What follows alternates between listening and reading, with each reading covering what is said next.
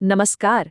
आज हम भारत के एक ऐसे महान व्यक्तित्व की कहानी समझेंगे जिन्होंने न सिर्फ इतिहास बनाया बल्कि हमारे देश के भविष्य की नींव भी रखी। डॉक्टर भीमराव रामजी अंबेडकर। हम सब उन्हें भारतीय संविधान के जनक के तौर पर जानते हैं, लेकिन ये जो उपाधि है ना, ये उनकी जिंदगी की मंजिल थी। और इस मंजिल तक का सफर समाज की सबसे गहरी खाइयों से शुरू हुआ था। तो चलिए उस संघर्ष और जीत की कहानी को थोड़ा और करीब से जानते हैं। देखिए, डॉक्टर अंबेडकर को पूरी तरह से समझने के लिए हमें सबसे पहले उस जबरदस्त संघर्ष को समझना होगा जिसका उन्होंने सामना किया, क्योंकि उनकी कहानी की शुरुआत असल में यहीं से होती है। उनका जन्म एक ऐसे समुदाय में हुआ था जिसे उस वक्त अछूत माना जाता था। अब इसका मतलब क्या था? इसका मतलब था कि बचपन से ही हर कदम पर उन्हें अपमान और अलगाव झेलना पड़ा। सोचिए, स्कूल में सबसे अलग बैठना, गांव के कुएं से पानी तक न पीने देना, ये सब उनकी रोज की जिंदगी की सच्चाई थी। तो सवाल ये उठता है कि भाई जब पूरा का पूरा समाज ही किसी के खिलाफ खड़ा हो जाए, तो एक अकेला इंसान उन दीवारों को, उन बाधाओं को कैसे तोड़ सकता है? डॉक्टर अंबेडकर ने इसका जो जवाब दिया, उसने इतिहास की धारा ही बदल दी। उन्होंने एक ऐसा हथियार चुना जिसे कोई उनसे छीन नहीं सकता था, और वो था उनका दिमाग। उन्होंने ज्ञान को, पढ़ाई को अपनी बेड़ियों को तोड़ने और अपना भविष्य खुद लिखने का जरिया बना लिया। डॉक्टर अंबेडकर के लिए शिक्षा सिर्फ कोई डिग्री हासिल करना नहीं था, बिल्कुल नहीं। ये तो असल में आज़ादी और ताकत पाने का सबसे बड़ा जरिया थी। एक ऐसी ताकत जिससे वो समाज की जंजीरों को तोड़ सकते थे। और उनकी ज्ञान की जो भूख थी ना, वो सच में असाधारण थी। जरा सोचिए, एक नौजवान जिसे अपने ही देश में ठीक से पानी पीने तक की इजाजत नहीं थी, वो ज्ञान के सबसे बड़े समंदरों तक पहुंच गया।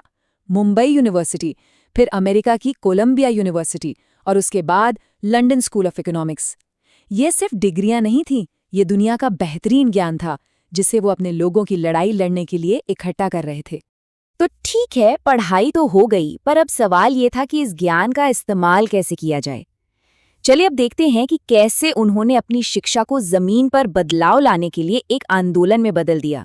उन्होंने अपने ज्ञान को एक आवाज बना दिया।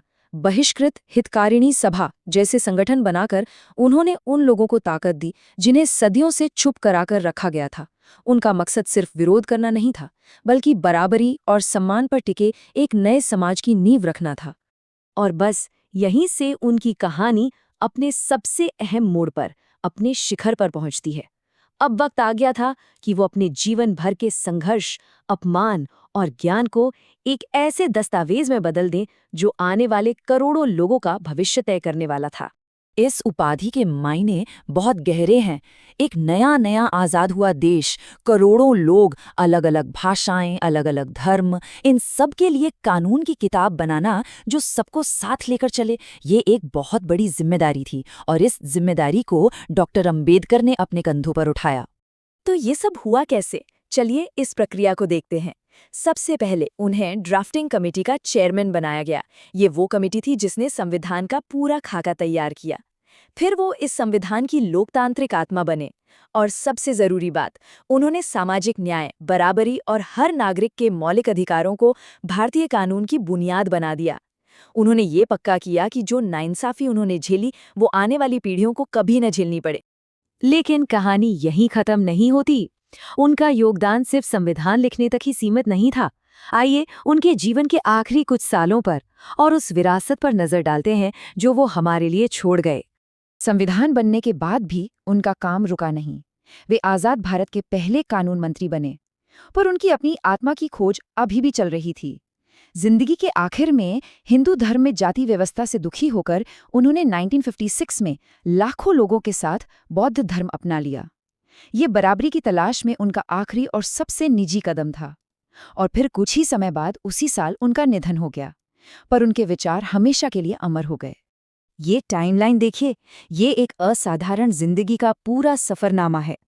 1891 में एक अछूत के तौर पर जन्म, 1920 के दशक में समाज सुधार की लड़ाई, 1947 में एक पूरे देश का भविष्य लिखना, और 1956 में अपनी आत्मा की शांति की खोज, और आखिर में 1990 में देश ने उन्हें अपने सबसे बड़े सम्मान भारत रत्न से नवाजा।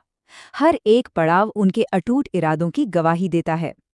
और आखिर में अगर उनकी पूरी जिंदगी का सार एक लाइन में कहना हो तो वो यही होगा, उन्होंने कैसे भारत का सपना देखा और उसकी नींव रखी, जहां हर इंसान को बिना किसी भेदभाव के बराबर का हक और सम्मान मिले। तो हम इस चर्चा को एक सवाल के साथ खत्म करते हैं। डॉक्टर अंबेडकर की जिंदगी आज हमें शिक्षा और हिम्मत की ताकत के बारे में क्या सिखाती है? उनकी कहानी इस बात का एक जीता जागता सबूत है कि ज्ञान की एक छोटी सी चिंगारी भी जुल्म के सबसे घने अंधेरे को रोशन कर सकती है, और एक इंसान का पक्का इरादा एक पूरे देश की तकदीर बदल सकता है।